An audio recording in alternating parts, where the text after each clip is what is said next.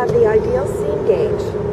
I use this to position my seam guides so that I get the correct seam allowance for whatever project I'm working on, whether it's quilting, sewing, or any other project that I may have that I use my sewing machine for. There are 10 different measurements. They all have a hole for your sewing machine needle to drop into. For this demonstration, we're going to drop our needle in the 1/4 inch hole to allow for a perfect seam when we're quilting.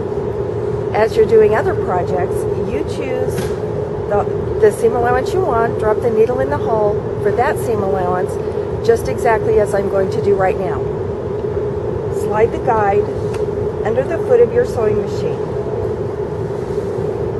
and very carefully drop the needle in the hole for the seam allowance you want.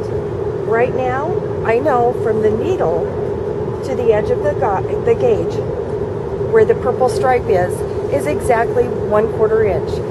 Now I'll be able to set my seam guide in the right position to get a perfect seam when I'm quilting.